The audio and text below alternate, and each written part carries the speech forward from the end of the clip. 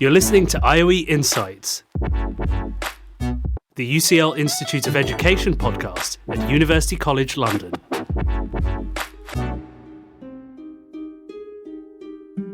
Hi Tooba, welcome back to this fourth episode and happy birthday! Thank you so much. You missed my birthday because you got injured. How are you feeling now? I'm feeling much better, thank you. I actually hurt my knees, that's true. And that's the moment I realized that I actually really needed to rest because my body was tired. Because I was trying to balance everything in my life, part-time job, PhD, the gym. And that's going to be the subject of this episode, how to balance PhD life with everything we have on the side. And how to take breaks in between.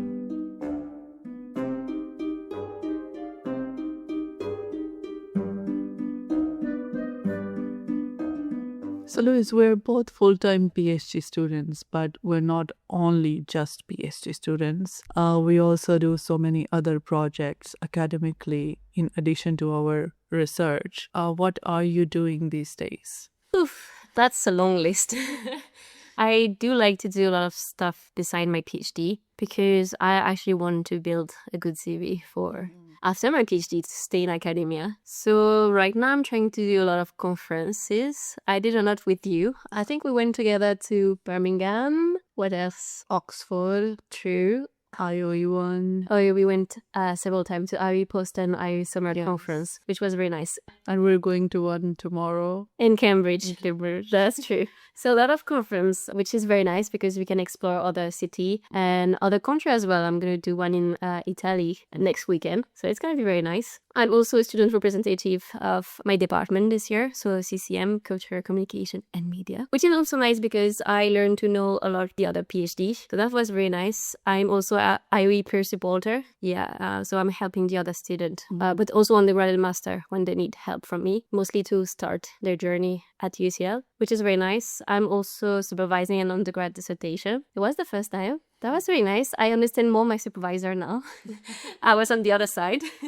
So it was very nice. So yeah, and we have the podcast. Yeah, how can forget about that?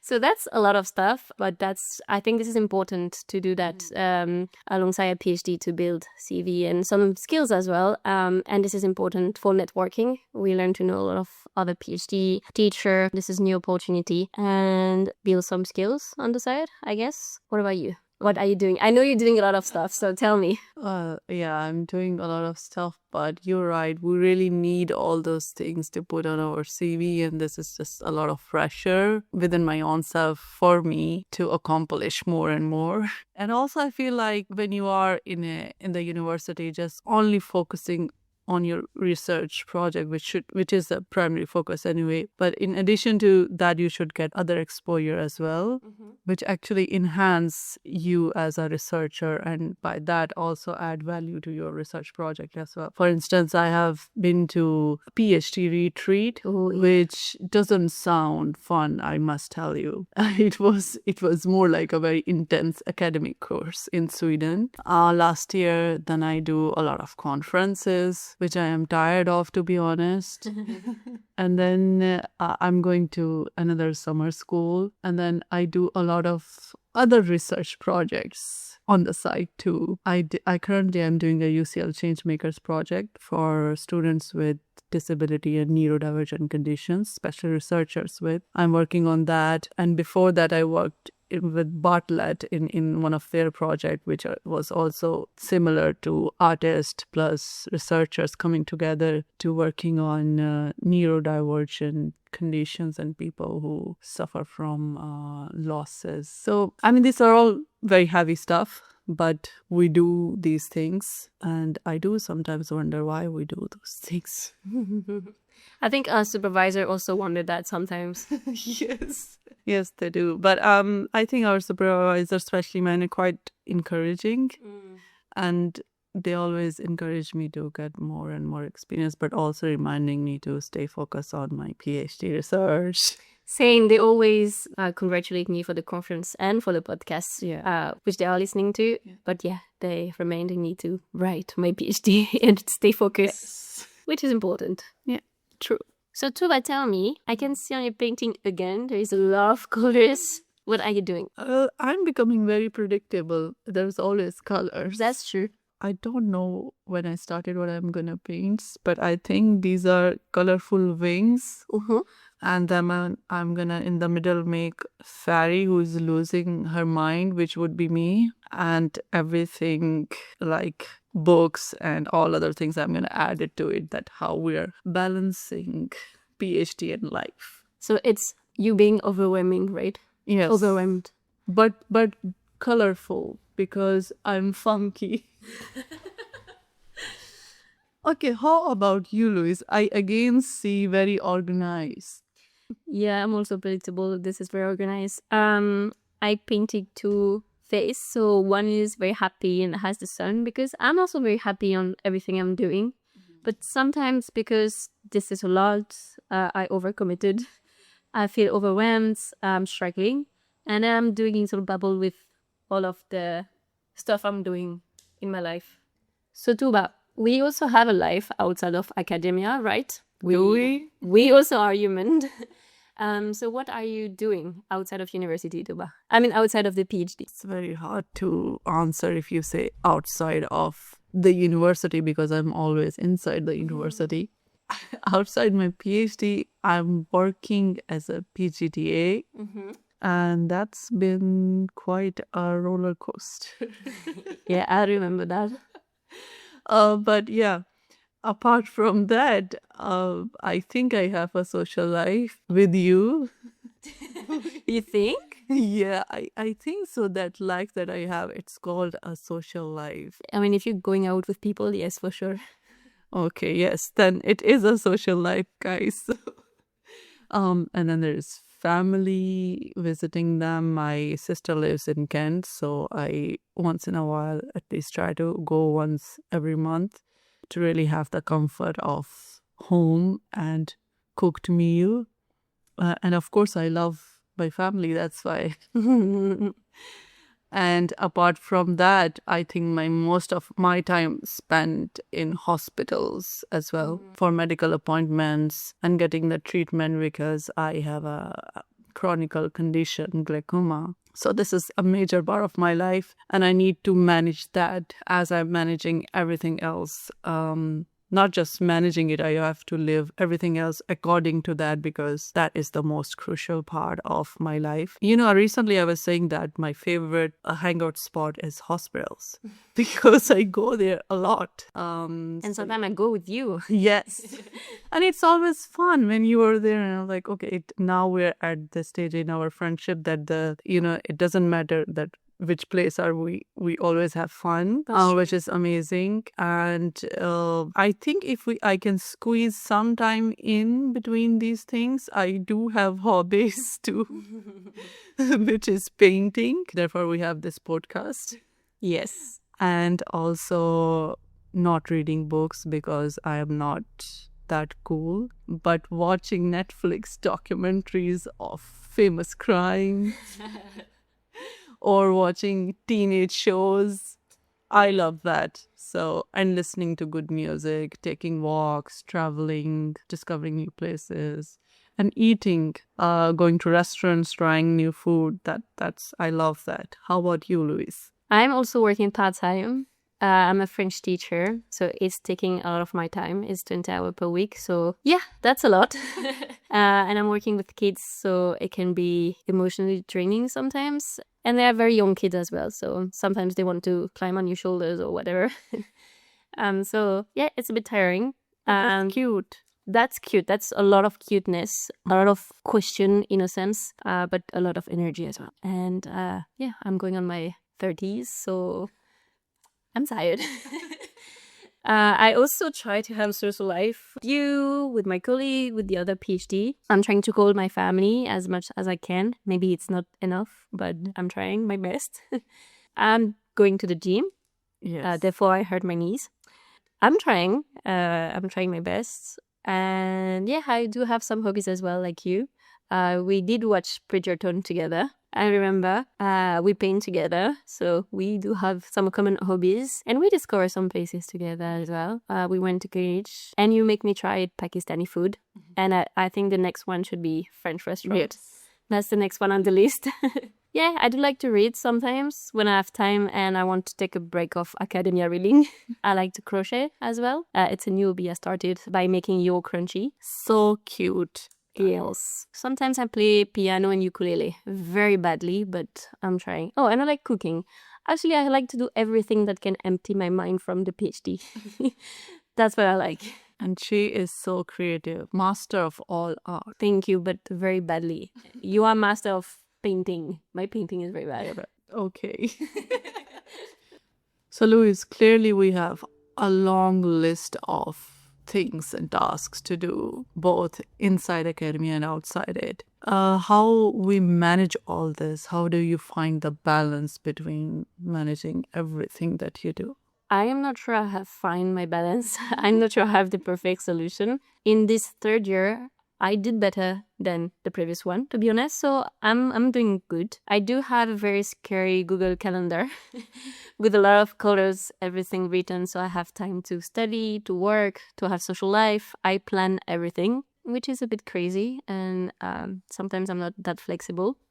But I do think we need break. Sometimes we do too much stuff.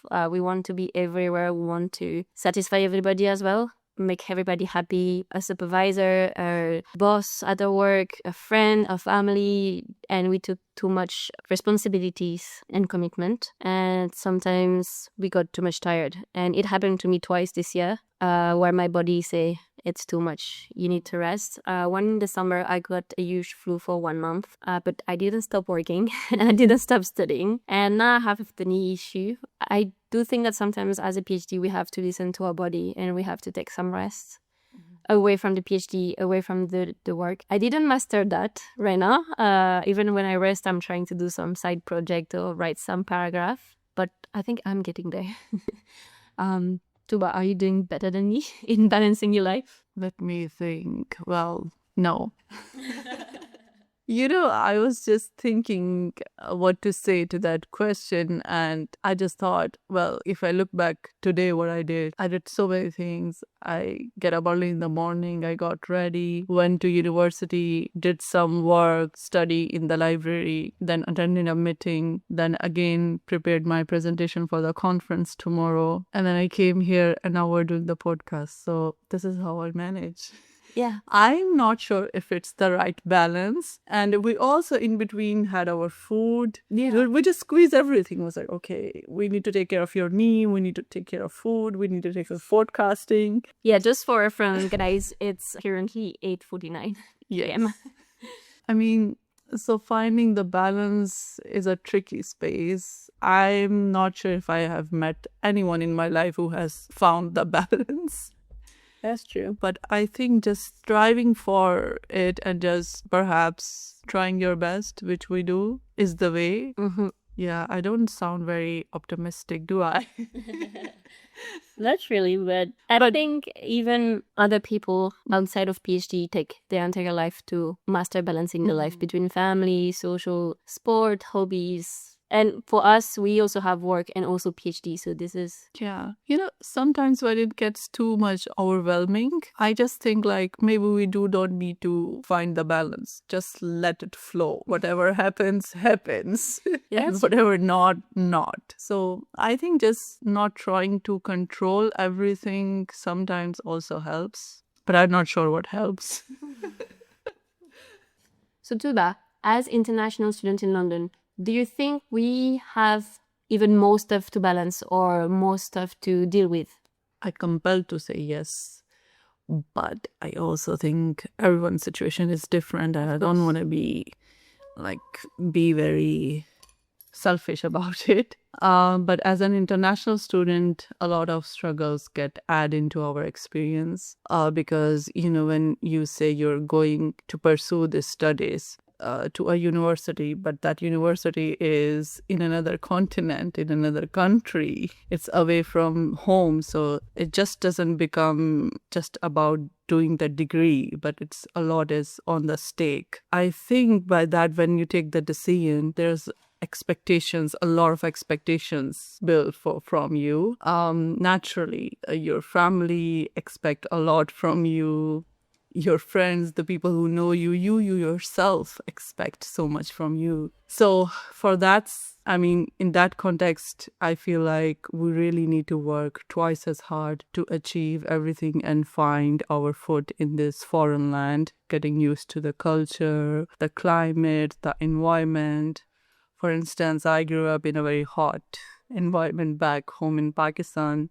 So when I first arrived here, I think I'm still struggling to truly understand what to wear in summers here, because the summers here are not like summers back home, but they're also hot, and then we don't have ceiling fans, and it just doesn't make any sense. Yeah, and there is 4 seasons in one day. Yes, one day. So and then it also affects your health, your mood, your emotion. And then we just discussed today that we do so much as PhD students, both academically and non-academically. Sometimes I feel like, are we just speaking higher for ourselves that we're doing all these things? Are these real accomplishments? Or is it like, the imposter bragging, or is it imposter syndrome that kicks in every second? And there's a lot of judgment, to be honest, around being a full-time PhD students. That's true. Because I don't get it, whether we're expected to do all these things or not, because you get mixed reactions from people when you tell them that you're doing a lot of stuff. And there's also a self-judgment coming within myself to me that, oh, do I really deserve it? Should I really be doing this or focusing on my research? If I focus on my research, what's going to happen to the other things that are equally important for my career? That's a lot of things. And then for me, and I think for you as well, is added pressure from our very loving and supporting family too. Yes, that's true. Because they're always keeping in us check and keeping us on our toes. What are we doing? What are we doing with our PhD? Are we making progress or not? How many publishing papers we are working on? Are we getting paid for this project and that project or not? So this is a lot to, navigate. How about you? Yeah, so I come from France, so we don't have a different climate. That is pretty much the same. Good for you. Yes, I do have very supportive parents as well, but that keep me check from time to time. Am I writing my thesis or not? Am I not doing too much conference? And I should be published, that kind of stuff. But they always care for a career and for a PhD, which is very nice to have some support at home. As an international student, what is more complicated is much more like navigating the system. Because even if I come from France, we do have a very different system for the hospital, for renting an apartment, for taxes. Everything is different. And I mean, administration is already hard to navigate in your own country. So in a different country, in a different language, it's actually very hard sometimes. I went to NHS walking center a couple of days ago, and they asked me if I wanted a crutch, and I didn't even know what was a crutch. So yes, sometimes language barrier can be stressful, mostly when you are in pain or when you are stressed and you don't understand what is happening. So I would say, as an international student, that is adding on everything we are doing and everything we are trying to balance. And sometimes it takes much time to do very simple administrative stuff. Even just write our thesis. This is not our language. Reading some books, this is not our language. So sometimes, yeah, it takes time. And we have to be patient. And we have to be nice with ourselves as well. Yes, you're right. We have to be kind to ourselves. Okay, Louise, so let's talk about our paintings today. What you have drawn?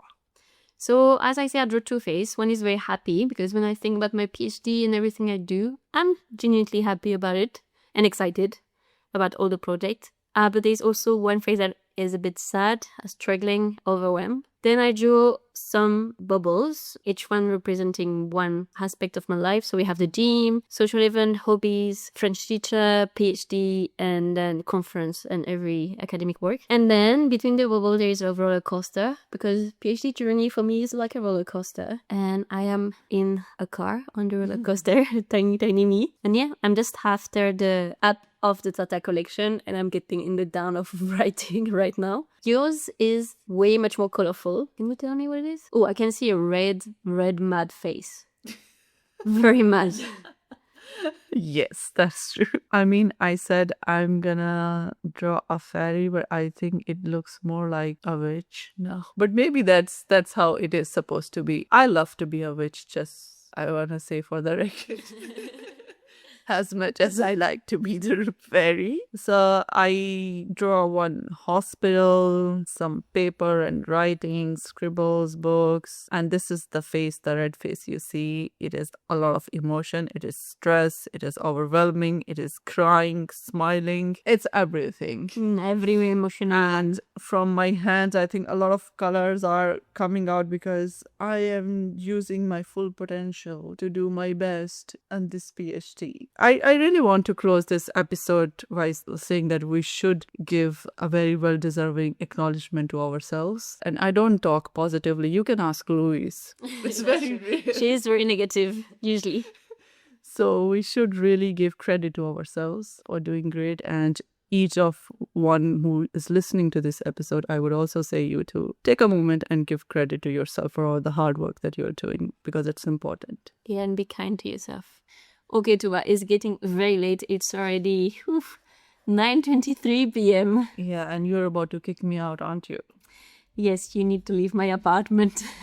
I need to go to sleep. But we're going to see you again tomorrow for a conference and to record the 5th episode about imposter syndrome and how to stay motivated during this long journey of the PhD. So stay tuned. If you have enjoyed this podcast, search IRE Insights on your preferred podcast platform to listen to more episodes from the IRE. And a quick favor before you go, if you're listening on Apple Podcasts or Spotify, we would really appreciate it if you could give the IO Insights podcast a rating. 5 stars will of course be nice if you have been loving what you are hearing, and that will help reach more people who are interested in knowing what we are all about.